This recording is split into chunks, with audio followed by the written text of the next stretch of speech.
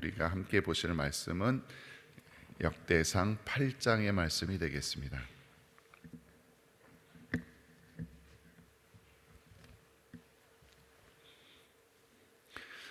구약성경 역대상 8장의 말씀 한 절씩 교독을 하시겠습니다.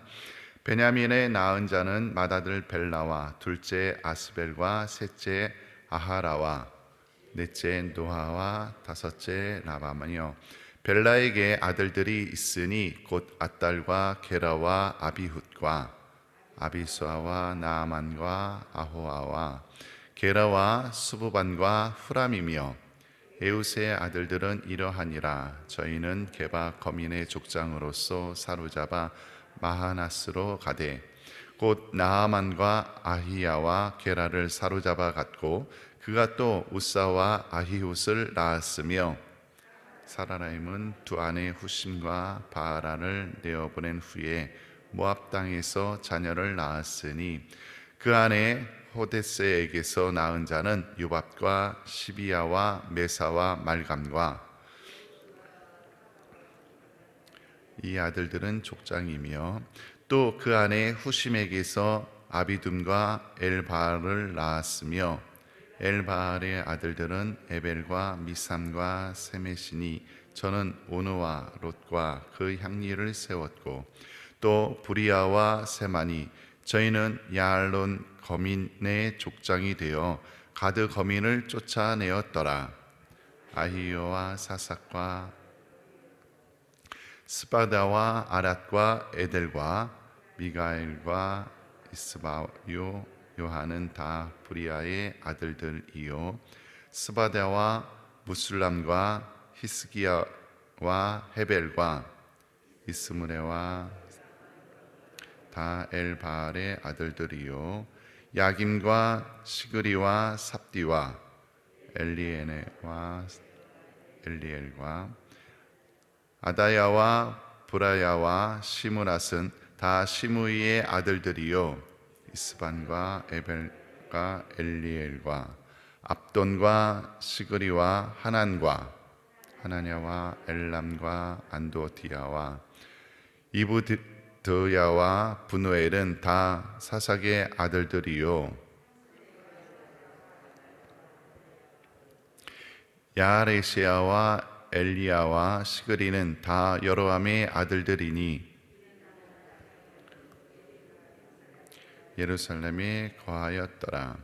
기브온의 조상 여이엘은 기브온에 거하였으니 그 아내의 이름은 마아가며, 장자는 압돈이요, 다음은 술과 기스와 바알과 나답과 그돌과 아히오와 세겔이며,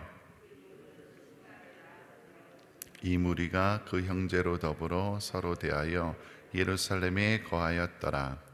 넬은 기스를 낳았고, 기스는 사울을 낳았고, 사울은 요나단과 말기수아와 아미나답과 에스바알을 낳았으며, 요나단의 아들은 무리바알이 미가를 낳았고, 미가의 아들들은 비돈과 멜렉과 다레아와 아하스며,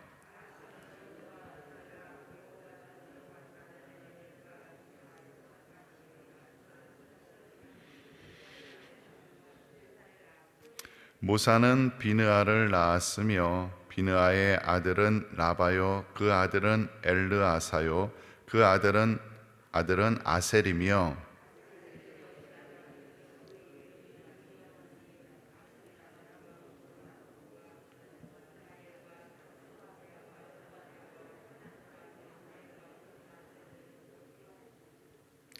그 아우 에색의 아들은 이러하니, 그 장자는 울람이요, 둘째는 여우스요, 셋째는 엘리벨렛이며, 울람의 아들은 다 큰 용사요, 활을 잘 쏘는 자라. 아들과 손자가 많아 모두 150인이었더라. 베냐민의 자손들은 이러하였더라. 아멘. 효화행복 규제를 계속해서 보시겠습니다. 3월 21일 월요일, 제목은 낮은 자를 높이시는 하나님. 요절 말씀은 33절인데 같이 한번 보십니다.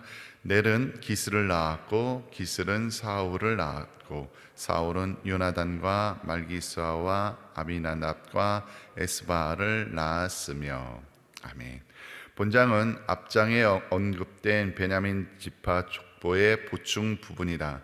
특별히 여기서는 이스라엘의 초대 왕이 된 사울의 가계에 초점을 맞추어 기록하고 있다. 베냐민 지파는 야곱의 12번째 아들로서 12지파 중 막내 지파였다. 고대 사회에서 막내의 위치란 장자의 위치에 비해 참으로 미약하고 보잘것없었다.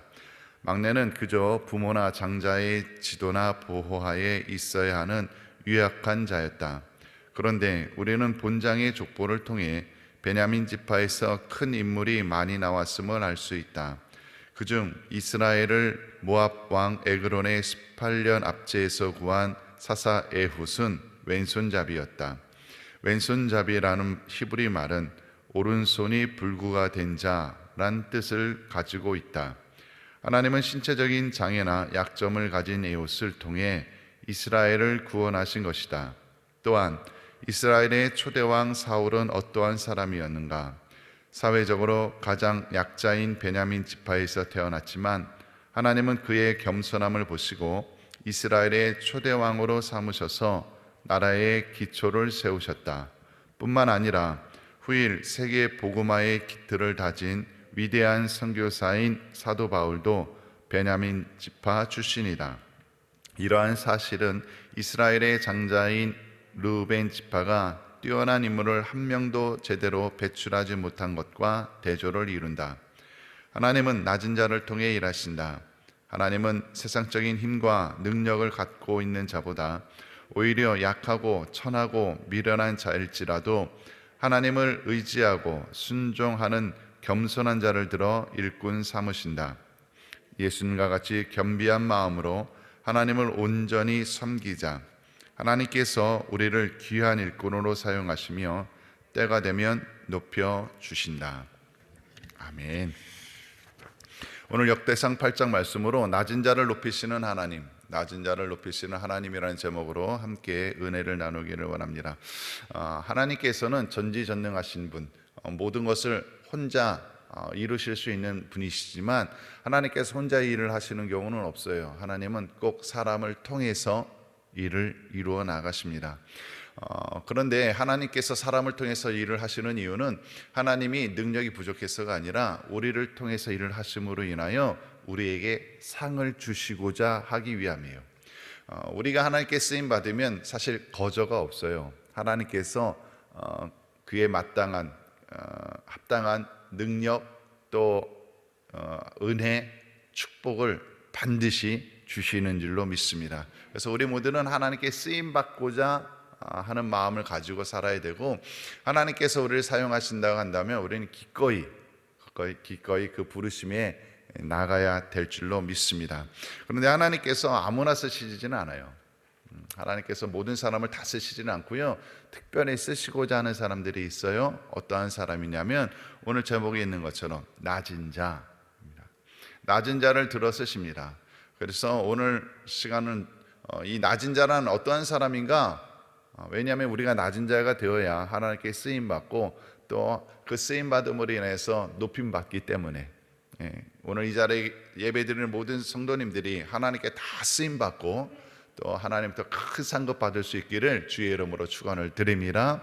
그래서 낮은 자는 어떤 사람인가 한번 보려고 하는데, 첫 번째는 뭐냐면 어떤 사람이냐면 겸손한 사람이다라는 거예요. 겸손한 사람. 겸손한 사람을 조금 다르게 좀 풀이해 보겠습니다. 겸손한 사람이라는 것은 어떠한 사람이냐면 다가가고 싶은 사람. 다가가고 싶은 사람. 우리가 누구한테 다가가고 싶으냐면요, 차가운 사람 아니고요, 따뜻한 사람. 그죠? 그 마음이 따뜻한 사람, 온화한 사람.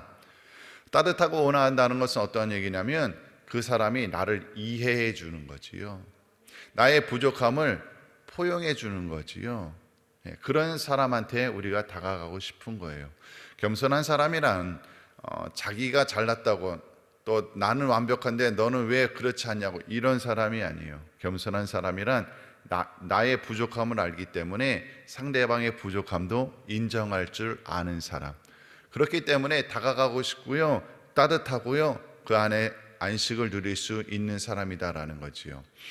우리는 차가운 사람 되면 안 돼. 뭐 사람이 정확해야 돼, 뭐 칼 같아.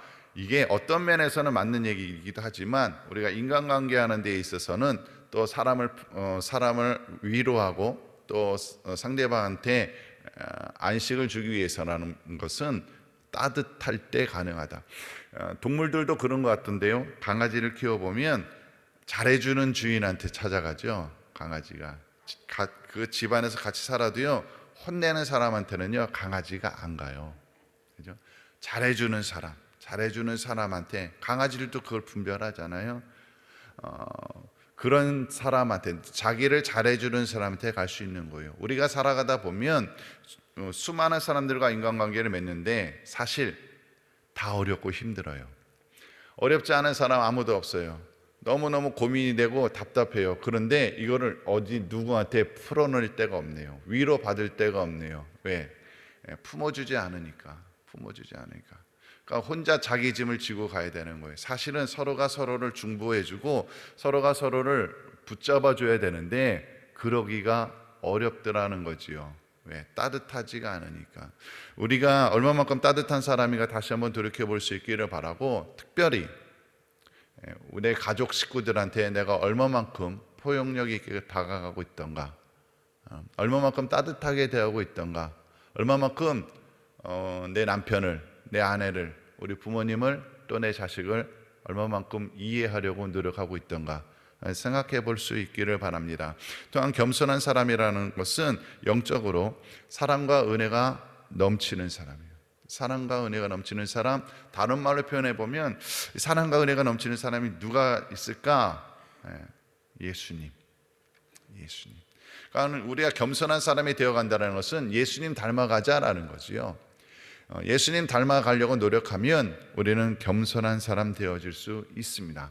여러분들, 우리가 하나님을 아버지로 모시고 살아가요. 그런데 우리가 자녀라는 것, 그리고 하나님의 우리 아버지도 되지만 우리 인생의 주인이라는 것, 지식적으로 너무나 잘 알고 있는데 실제의 삶 가운데서 정말 그렇게 살아가는가 하고 돌이켜보면 그렇지 않을 때가 너무나도 많이 있어요.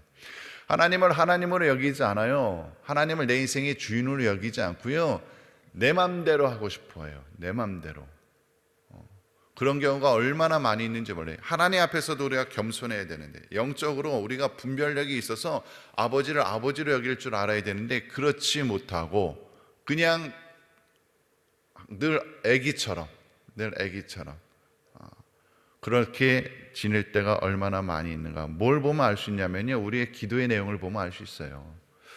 많이 봤다니까요. 기도하다가, 작전 기도하다가 시험 드는 경우 많이 봤어요. 왜 시험 듭니까? 자기가 기도한 대로 응답이 안 됐기 때문에 시험 들죠. 기도했는데 왜 안 되냐는 거죠. 그래서 제가 그런 얘기 했어요. 우리가 기도하면 하나님이 다 들으셔야 됩니까? 그죠? 하나님은 우리가 알지 못하는 더 좋은 것들을 예배해 놓고 계시는 하나님인 줄로 믿습니다. 그죠? 하나님은 우리를 사랑하시사 가장 좋은 것 이미 예배해 놓고 계시는데 우리는 여전히 내 생각에 묶여 있어서, 인간적인 생각에 묶여 있어서 내가 원하는 거 해달라는 거죠. 그거 안 해주시면 시험 들어요. 기도 안 하겠다라는 거죠. 아니, 하나님이 주인이라면서요. 하나님이 다스리신다면서요. 그런데 아니요, 그렇지 않아요. 실제 삶 가운데서 보면 내가 다스리고 싶어 할 때가 얼마나 많이 있는지 몰라요. 하나님을 하나님으로 여기지 않아요. 하나님 앞에서 절대 겸손하지 않아요. 그러니 하나님께서 어떻게 쓰실 수 있겠는가라는 거예요. 우리가 철저하게 낮아져야 돼요. 하나님 앞에 정말 겸손한 모습으로 서야 됩니다. 그러려면 영의 사람이 돼야 돼요. 은혜가 넘치는 사람이 되기를 주의 이름으로 부탁을 드립니다. 두 번째로 겸손한 그 낮은 사람이라는 것은 어떠한 사람이냐면 하나님을 철저하게 의지하는 사람. 내가 부족하기 때문에 하나님을 의지하게 돼요. 나의 부족함을 알기 때문에 하나님을 의지하게 돼요. 그죠? 그래서 나타나는 우리 삶의 행동은 뭐냐면 기도하는 사람으로 나타납니다. 기도하지 않는다?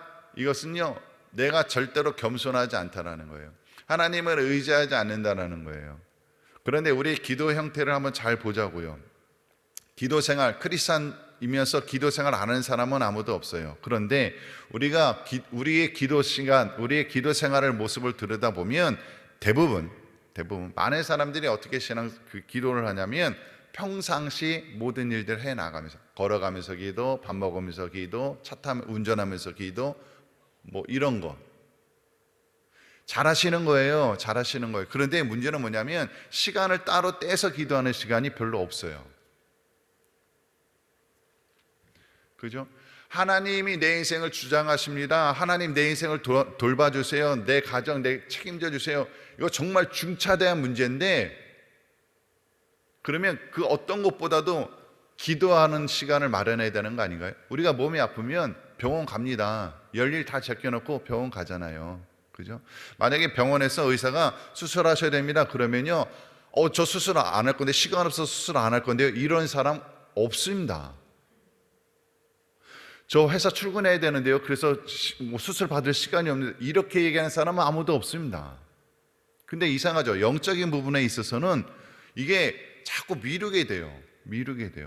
왜 그런가? 살피셔야 돼요. 내가 정말 하나님을 얼마만큼 의지하고 살아가는가, 정말 하나님이 내 인생을 책임진다고 생각하고 있는가, 이거 한번 점검해 보셔야 된다는 거예요. 우리의 인생 열심히 사는 이유는요, 행복하게 살기 위함 아닌가요? 복된 인생, 뭔가 보람 있는 인생, 뭐 이것들을 바라는 거 아닌가요? 그런데 그 보람 있는 인생, 행복한 인생을 만들기 위해서 하나님을 의지하는 게 아니라 내가 열심히 살아야 된다고 생각하는 경우도 많이 있는 것 같아요. 나도 모르는 사이에. 왜냐하면 세상 사람들은 그렇게 살아가거든요. 그러니까 그 모습에 나도 그냥 묻혀서 따라가는 경우가 많이 있어 보입니다. 근데 그렇지 않아요. 세상 사람들이 가는 길로 가면 안 됩니다. 우리는 하나님을 의지하고 하나님의 은혜로 살아가야 되는 사람인 줄로 믿습니다. 그래서 하나님 의지하는 거 더 많이 우리의 마음뿐만이 아니라 우리의 시간을 들여서, 우리 물질들에서 하나님 섬기잖아요. 시간도 들이셔야 돼요. 하루에 30분, 최소한 30분 정도는 기도해야 되지 않을까요? 최소한 30분, 최소한. 그리고 아시겠지만 기도를 하다 보면요, 할 얘기 많아져요. 그죠? 기도 시간이 점점 더 늘어나요. 할 얘기가 하나님께 맡기고 의지할 게 너무나도 많은 이 세상이라는 거지요. 어려우면 어려울수록, 중요한 일이면 중요한 일일수록 우리는 더 많이 기도해야 돼요. 왜냐하면 바르게 판단해야 되니까. 예를 들어서 예수님이 십자가에 달려 돌아가시기 직전에 예수님이 기도하십니다. 기도하셔요. 예수님이 기도의 내용을 보면 그렇습니다. 아버지, 이 잔이 내게서 지나가기를 원합니다. 십자가의 고통, 거기서 죽음을 당하셔야 되는 그 상황 가운데서 많이 괴로우셨던 것 같아요. 그래서 이 잔이 지나가기를 원하세요. 그런데 예수님이 계속해서 기도해 나가시죠. 그러나 내 원대로 마옵시고 아버지의 뜻대로 되기를 원하나이다. 그죠? 구원의 역사, 예수님의 그 부활 사건과 구원의 역사가 그냥 이루어지는 것이 아니에요. 철저하게 하나님을 의지했기 때문에 하나님께서 그 일을 이루어 나가시는 거예요. 우리의 삶 가운데서 구원의 역사, 또 회복의 역사, 그 부활의 역사를, 그 능력을 경험하기를 원하십니까? 그러면 철저하게 하나님을 의지해 나갈 수 있기를 주의 이름으로 부탁을 드립니다. 홍해를 만났을 때 모세의 모습, 또 이스라엘 백성들을 이끌고 가나안 입성하기 이전에 그 여호수아의 모습, 그들은 다 기도해요. 그들은 다 기도합니다. 중차대한 문제 앞에서 그들은 자신의 경험, 자신의 지식을 가지고 살아가지 않아요. 하나님께 철저하게 기도합니다. 철저하게. 하나님께서 무슨 말씀을 하시는가, 하나님은 어떠한 계획을 가지고 계시는가, 그 음성을 듣기를 원하는 거예요. 그렇기 때문에 그들이 승리자가 되는 겁니다. 우리의 인생, 우리가 어차피 하나님 믿음에 살아가는 사람들이에요. 그죠? 내 인생 내 것이라고 주장하지 않잖아요. 하나님의 은혜로 살아가기를 원한다고 소원해서 새벽마다 이렇게 기도하는 거 아니겠습니까? 그렇다면 정말로 우리의 이 기도가 의미 있는 기도가 되어지고 우리의 인생이 정말 보람 있는 인생이 되어야 될진데 내 힘으로 안 되는 거고요. 하나님의 은혜로 되는 줄로 믿습니다. 철저하게 맡기세요. 철저하게 의지하세요. 늘 기도하며 살아가는 저와 여러분 될 수 있기를 주의 이름으로 부탁을 드립니다. 한 가지만 더 말씀을 드리면, 이 낮은 자라는 것은요, 이제 기도하고 끝나는 것이 아니라 하나님의 말씀에 순종까지 가야 돼요. 순종. 삶이 중요합니다. 삶이. 내가 어떻게 행동하느냐, 이것이 굉장히 중요해요. 기도 따로 나의 삶 따로 이렇게 갔으면 안 됩니다. 우리가 기도하는 이유는 하나님의 음성, 하나님의 뜻을 알고 그대로 행하려고 하는 거지, 그냥 하나님의 의견을 뭔가 한번 참고해 보려고 기도하는 건 아닙니다. 그죠? 그리고 내 것을 좀 들어달라고 맡기려고만 기도하는 것은 아닙니다. 가장 좋은 방법은 하나님께서 어떻게 내 인생을 이끌어 가실 것인가 듣고 순종하기 위함이에요. 가나온인 잔치에서 포도주가 모자랐잖아요. 그래서 마리아가 예수님께 이야기를 합니다. 포도주가 떨어졌다고. 그리고 하인들에게 뭐라고 얘기하냐면, 무슨 말씀을 하시든지 그대로 하라 이래요. 너희들이 판단하지 마. 그죠? 예수님이 하시는 말씀을 너희가 판단하지 마라. 그대로 하면 된다 이거예요. 근데 예수님이 하시는 말씀은요, 사실 우리의 상상을 초월하죠. 말도 안 되는 이야기 하시는 거죠. 그죠? 그런데 그럼에도 불구하고 우리의 믿음은 뭐냐면, 예수님은 전능하신 하나님이라는, 하나님은 우리를 사랑하시사 가장 좋은 것을 예배해 놓으셨다는 믿음입니다. 그래서 이해는 안 돼도, 그리고 그것을 순종할 상황도 아닌 것 같아도 우리는 주님 말씀하시면 나아갑니다. 그게 낮은 자의 모습이고요, 그렇게 낮은 자의 삶을 살아가기 때문에 하나님께서 우리를 긍휼히 여기시는 거예요. 철저하게 하나님을 의지하고 철저하게 하나님 말씀대로 순종하며 나아가니 하나님께서요, 눈을 떼실 수가 없을 것 같아요. 하나님의 그 은혜로 우리는 살아갑니다. 기억하셔요. 오늘 하루도 내 힘으로 살아가지 않을 거예요. 하나님의 돌보시는 은혜로 살아갈 겁니다. 그 하나님의 은혜를 붙잡으며 살아가는 저와 여러분 될 수 있기를 바라고, 하나님께서 반드시 우리 인생과 우리 가정에 개입하시사 우리의 인생을 복되게 하여 주실 줄로 믿습니다. 그 믿음으로 오늘 하루 승리하실 수 있기를 주의 이름으로 축원을 드립니다. 기도하시겠습니다. 할렐루야. 사랑과 은혜가 풍성하신 아버지 하나님, 참으로 감사를 드립니다. 오늘 이 아침에도 저희들을 불러주시고 기도할 수 있도록 인도하시니 감사합니다. 아버지 하나님, 또한 말씀 가운데 거하게 하시니 감사합니다. 이제 우리가 오늘 하루도 하나님 붙잡고 살아가기를 원합니다. 낮은 자의 삶을 살아가게 하여 주시사 주님께 쓰임받게 하여 주시고, 또 만나는 모든 사람들에게 그리스도의 향기를 바라며 살아가는 오늘 하루가 되게 허락하여 주시옵소서.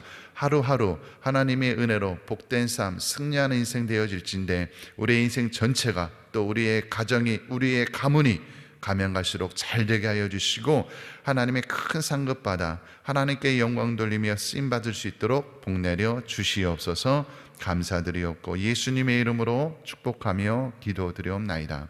아멘.